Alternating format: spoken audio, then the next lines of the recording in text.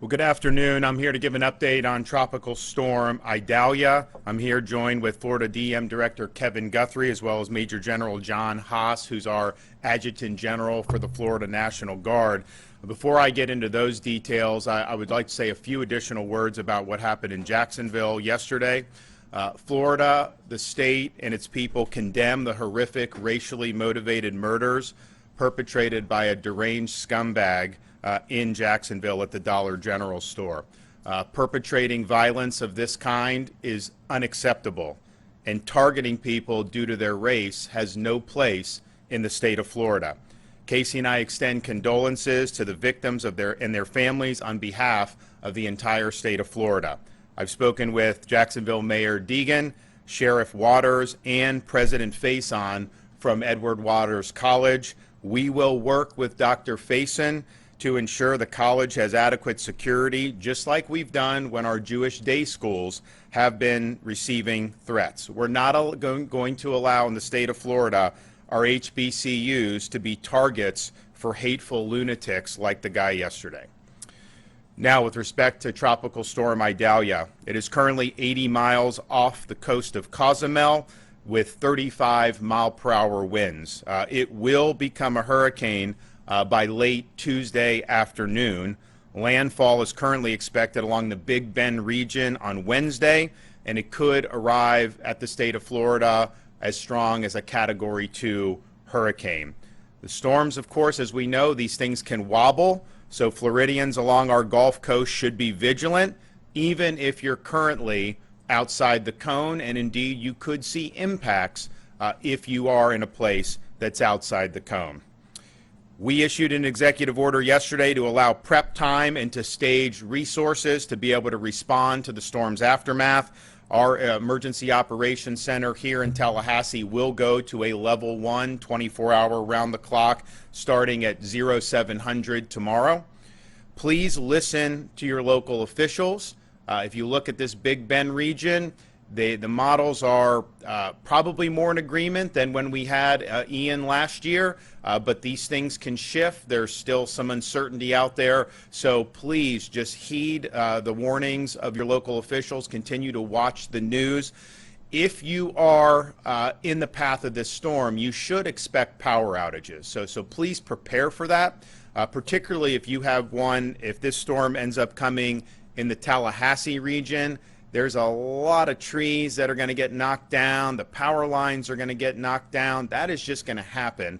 So just be prepared for that and be able to do what you need to do. If you are power dependent, particularly people who are elderly or who have medical needs, please plan on going to a shelter. Some of these counties are going to be announcing that they will be opening shelters, I would imagine, in the next day or so. That will be a good decision because the chance of you losing power if a Category 2 hurricane hits is very, very high.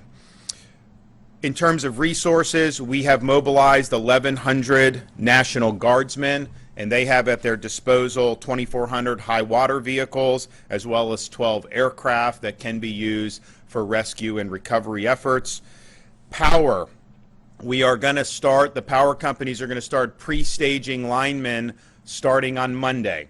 And we're going to have probably not as many as we had for Ian because the track of the storm is different and the number of people affected is likely to be less. But there is going to be a significant amount of linemen that are going to be stationed and ready to go. And so what we would say to the municipalities and other electric outfits is please be willing to accept this mutual aid so we can get the power back on as quickly as possible. When we did Hurricane Ian, the places that accepted the mutual aid early, they got the power back on a lot quicker. So please, these resources are going to be there. Let's all work together to get the power back on. Clearly, we've had instances in the past where it dragged on and there were a lot of people without power, particularly in Tallahassee in 2016 storm. So I want to avoid that. The linemen are going to be there, and we want to put them to work. And I know that all the residents will really appreciate that. So please accept the mutual aid.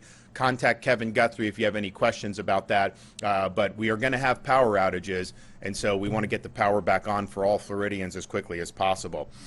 We are likely going to be staging the majority of our resources in Marion County and parts of North Florida, and that's going to just give us the flexibility in case the track changes to be able to mobilize the resources where they need to go. Florida Department of Transportation has now allowed expanded weight and size requirements for emergency transport, so they're going to be able to bring in more supplies on trucks than they otherwise would be. Please just be vigilant and watch the Weather Channel, watch the news, listen to your local officials. We're going to continue to have briefings, as the days go on here.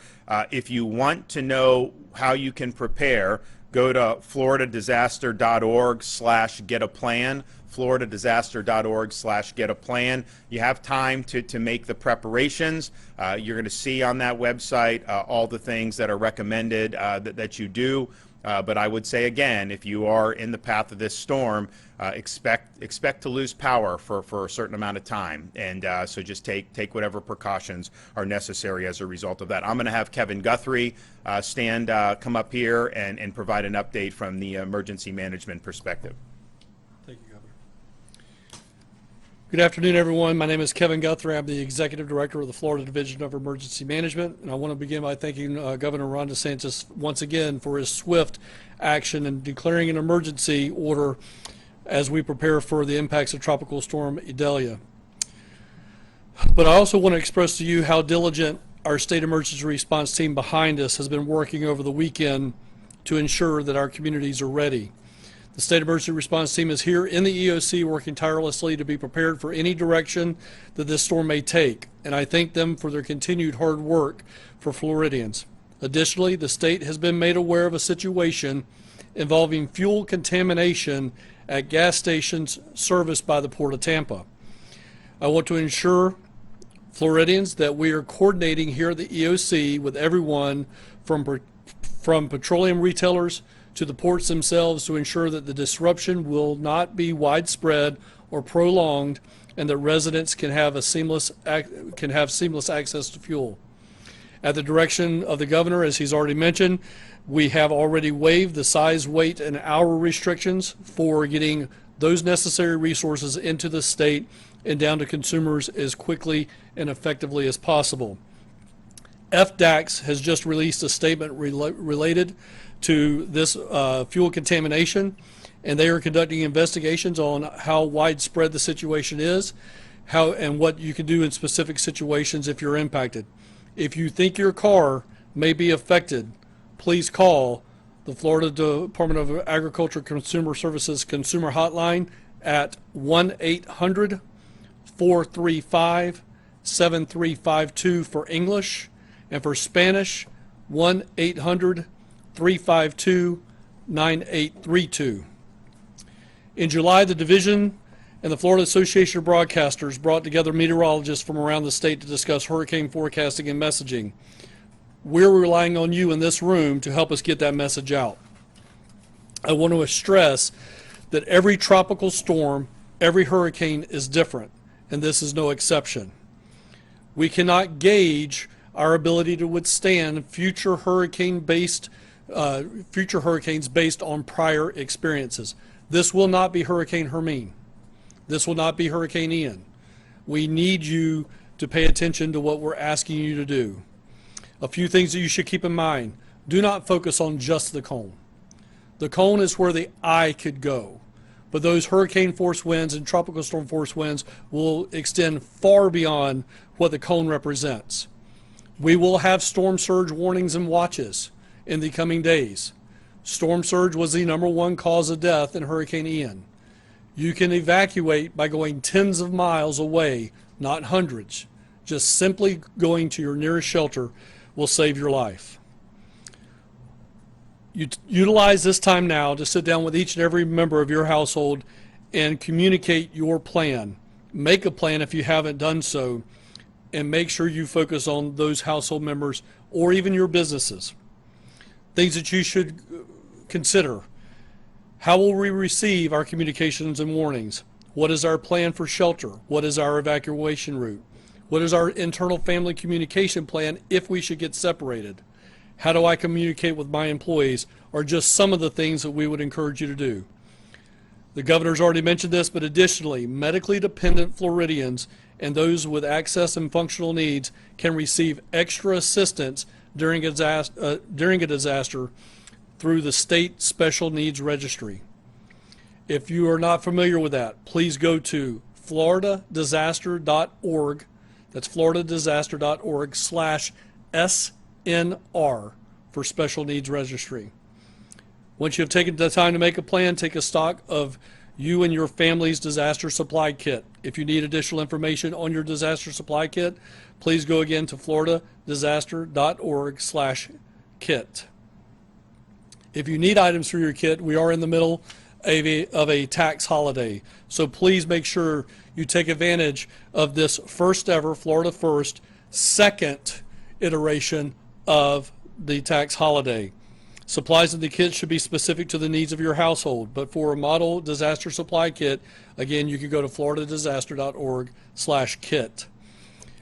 I've said this once, I'll say it again. If your kids do not eat canned tuna, don't buy them canned tuna. Please get them stuff that they're going to need, that they're going to eat, so that you take care of everybody in your household. Last that I want to talk about is know your home and know your zone. What do we mean by this? You need to understand what your home's ability is to withstand winds. We will see 90-mile-an-hour winds with this storm, perhaps even higher. So please know if your home can withstand those hurricane force winds. The next thing you need to know is your evacuation zone. So many people that I talked to in Hurricane Ian do not know the difference between FEMA's flood zone and an evacuation zone. If you need to know where your evacuation zone is at, please go to your property appraiser's office, go to the website, and your evacuation zone will be listed there. You can also get to it through your local emergency management pages and, of course, floridadisaster.org. If you're ordered to evacuate, that order will come from local emergency management officials or maybe a local sheriff. If you are asked to evacuate, please do so. Again, we want to save lives. When it comes to your yard, if you can pick it up, put it up. If you cannot pick it up, make sure it's tied down so that those objects do not become missiles, if you will, into someone else's home. The State Emergency Response Team will continue to coordinate, collaborate, and communicate with our county partners to ensure our state is ready to respond. And again, Governor, I want to just say thank you for all your leadership. Sure. I'll just also say, I mean, if you look at, we have the track up here. I'm sure people have seen it on TV or whatnot. So it's going basically Taylor-Dixie County is where they're saying that the landfall is going to be. But and I do think that these models are a little bit more in agreement than when we did Hurricane Ian. But I do remember being here on a Sunday afternoon for a Wednesday impact and seeing the impact be up in North Florida in that Big Bend area, and it ended up hitting Sanibel Island and those areas down in Southwest Florida. Now, that was partially because you had one model taking it way west, and they kind of were just averaging it, and so it ended up there. I think most of these models are probably a little bit more in agreement this time, but I would just caution people to remain vigilant. This stuff can change. We've had storms hit outside the cone in recent years. I mean, you know, we've had in Pensacola a couple years ago, outside the cone, they got massive flooding. So if you're in Tampa Bay, if you're in some of those areas, you absolutely could have major impacts. The fact that it's bent a little bit more south from where it was maybe this morning, the Hurricane Center thinks it very well may migrate back further west and be more in line with Tallahassee. So people here in Tallahassee, you know, you're not out of the woods at all just because it moved a little bit to the east. So I would just say anybody on this Gulf Coast, certainly from Tampa all the way up to places like Bay County, you should absolutely be very vigilant right now. You should be following the track of the storm, and you should just be making your preparations. There were models that had it up to Cat 3. We think that now the highest the agreement seems to be Cat 2, but again, there's a lot that can happen. This thing hasn't even gotten to Cuba yet, and the water in the Gulf is very, very warm, and so that'll provide some fuel for this thing to pick up some more speed. So floridadisaster.org/get-a-plan. We'll continue to be providing updates. Listen to the folks who are the emergency management and the local officials. They are going to be the ones that are going to be issuing guidance on evacuating. If there's any road closures, that's all going to come from them. So please listen and heed that advice. Any questions? So we're going to start with staging and preparation in Marion County. Is that what was said? And in North Florida. So there'll be two staging areas, and this way it provides Florida DEM the ability to move the response wherever it goes, depending on how the storm may wobble. Sir, what is your travel schedule going to look like with this? Obviously, you were supposed to be out of state for campaigns and whatnot. We're locked in on this. We're gonna get the job done. This is important, so people can rest assured. We've always been ahead of the curve on this. Kevin and I were talking about this middle of last week, a week ago, and all the preparations that have needed to be done have been done. Those preparations, of course, are ongoing. We are going to have resources staged, and we're going to execute a response. So will you be here this week, or? I am here. How involved is the state with evacuation orders, and did Hurricane Ian change the calculus of that at all, considering how many people? Hurricane response is bottom up. When you do an evacuation order, the reason the state doesn't do an evacuation order is because evacuations are effectuated by local officials. So if they're going to like if the state said, this Sanibel Causeway is closed, well, we don't have people there that can effectuate that. That's the sheriff, that's the police, that's the local people. So that's why it's got to be bottom up, because they're the ones that are controlling how the traffic's going to flow, how people are going to go, whether there's shelters or not. That is just not done by the state. So we support their efforts on different things, but those orders are going to come locally, and that's the way it's always been. That's the way it's going to be. I spoke out at the time when people were attacking Lee County about it. Kevin was talking with them. Sunday of the storm for Wednesday, it was even further northwest than this track was, and so of course they didn't issue an evacuation order at that time. Then as it got closer, they acted and did it, and so that's. But I think it's got to be done locally. With gasoline, is there any concern about price gouging or panic buying affecting? There's always concerns for both. I mean, obviously, Attorney General is going to be all over the gouging, so that's not something anyone should do. There's no need to do panic buying, but sometimes that happens in these storms. The issue with the Port of Tampa is one that could complicate this. It has nothing to do with the storm, but it's happening right on the eve of the storm, and so places, and I think I spoke with Commissioner Simpson earlier today. They're trying to get the list of all the gas stations that may have had cross-contamination, so that people know if they filled up at any of these stations that they probably don't want to drive their car, because you're going to have people potentially just stuck on the side of the road. If you fill up your tank with diesel and you start driving it, it's not going to end well.